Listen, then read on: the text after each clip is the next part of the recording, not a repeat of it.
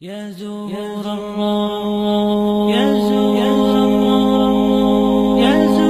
الروض يا زهور الروض من آلاف الصحاب. طور پر یہ خاوند اور بیوی کا رشتہ یہ تمام رشتوں میں سب سے اہم رشتہ ہے، سب سے بڑا رشتہ ہے، سب سے بنیادی رشتہ ہے۔ پہلا رشتہ جو اللہ تعالیٰ نے اس کائنات میں قائم کیا وہ آدم اور حوا، میاں بیوی کا پہلا رشتہ میاں بیوی کا ہے، اور جنت میں بھی رشتہ میاں بیوی کا ہی رہے گا۔ ہر آدمی اپنی بیوی کے ساتھ، ہر بیوی اپنے خاوند کے ساتھ پوری جنت میں الگ الگ رہیں گے۔ اور ابتدائے رشتہ انسانیت ہوئی ہے خاوند اور بیوی کے ساتھ۔ آدم علیہ السلام کو پہلے پیدا کیا، ایک پیغام دیا کہ کائنات کا نظام مرد کے گرد گھومے گا، عورت کے گرد نہیں۔ مرد الرجال قوامون علی النساء کا مطلب ہے کہ کائناتی نظام اللہ نے مردوں کے سپرد کیا ہے، اس کو چلائیں گے، یہ چل، عورت اس کی معاون بنے گی، مددگار بنے گی۔ اس لیے آدم علیہ السلام کو پہلے وجود بخش، ان کا پتلا بنایا، وہ پڑا رہا، وہ خشک ہو گیا، پھر اس میں روح ڈالی، پھر ان کو کپڑے پہنائے، پھر ان کو جنت میں ڈالا۔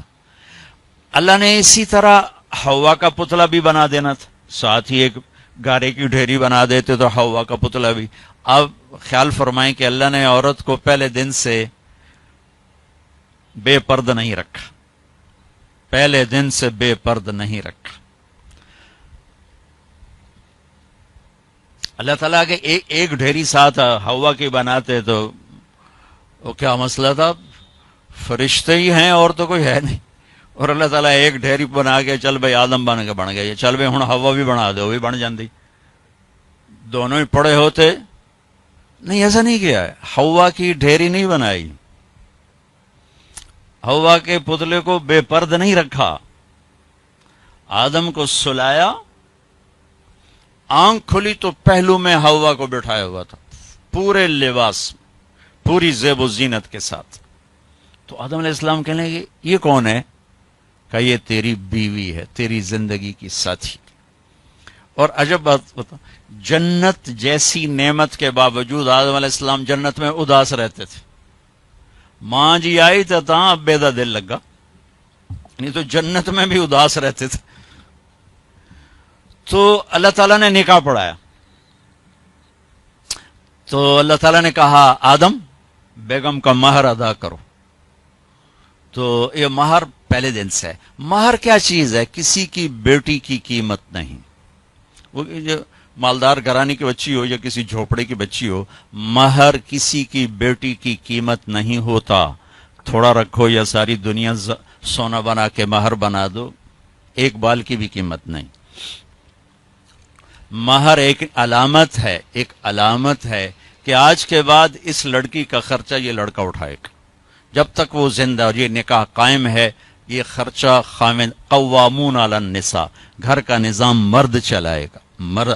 عورت گھر میں بیٹھے گی، نسل کو تیار کرے گی، تربیت کرے گی، ایک خوبصورت نسل اگلی نسل کو دے کے دنیا سے جائے گی۔ بہت بڑی جاب ہے ہماری عورت کی۔ تو اللہ نے کہا مہر ادا کرو۔ کہا جی کیا ادا کروں؟ تو کتنا سونا چاندی تھا؟ تو اللہ تعالیٰ کہتا 10 من سونا انہوں چاہ کے دے۔ تو میرے رب نے کہا آدم تیری نسل میں میرے محبوب آنے والے ہیں، ان پر ایک دفعہ درود پڑھ دے، یہ تیری بیگم کا مہر ہے۔ ابھی آپ کا تو تذکرہ ہی کوئی نہیں ہے سوائے اللہ کے، کسی کو نہیں پتا کہ میں کس کو بھیجنے والا ہوں اور کیا کرنے والا ہوں ان کے لیے، لیکن آدم علیہ السلام کو اشارہ کر دیا کہ تیری نسل میں میرا محبوب آئے گا، تو اس پہ ایک دفعہ درود پڑھ بھائی، یہ تیری بیگم کا مہر ہے۔ یہ انسانیت کا پہلا رشتہ ہے۔ والدین کے حقوق کے لیے چند آیات، اولاد کے حقوق کے لیے چند آیات، بہن بھائیوں کے حقوق کے لیے چند آیات ہیں، خاوند بیوی کے لیے سینکڑوں آیات۔ پوری سورت اتری ہے، سورہ طلاق، پوری سورت، سورہ نساء، سورہ طلاق، سورہ مائدہ میں، سورہ بقرہ میں، سورہ آل عمران میں اللہ نے سینکڑوں آیات اتاری کہ یہ رشتہ باقی رہے، کیونکہ اس میں کمزوری ہے۔ اہمیت کے باوجود اس میں ایک کمزوری ہے کہ ایک بول پہ ٹوٹ جاتا، باقی رشتہ ٹوٹتا نہیں۔ میں اپنی ماں کا فرما بردار ہوں یا نافرمان ہوں، ماں بیٹے کا رشتہ نہیں ٹوٹتا. باپ کا باغی ہوں یا باپ کا خدمت گزار ہوں، یہ رشتہ نہیں ٹوٹتا.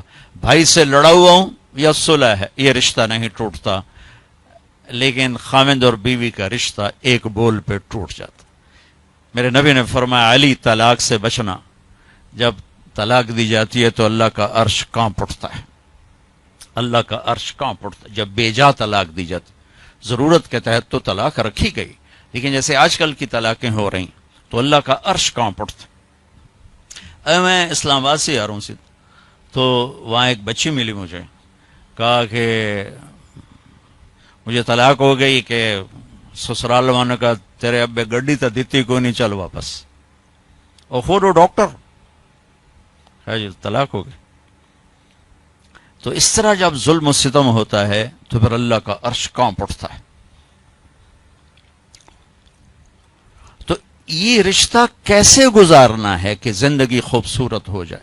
کیونکہ میری بات سن لیں غور سے، آپ مالدار لوگ بیٹھے ہیں، پیسے سے آپ زندگی کو خوبصورت نہیں بنا سکتے. گھر خوبصورت بنا سکتے ہیں، گاڑی خوبصورت لے سکتے ہیں، زیور خوبصورت خرید سکتے ہیں. زندگی کی خوبصورتی کا تعلق ان چیزوں سے نہیں ہے. زندگی کی خوبصورتی صرف میرے نبی کی غلامی میں ہے.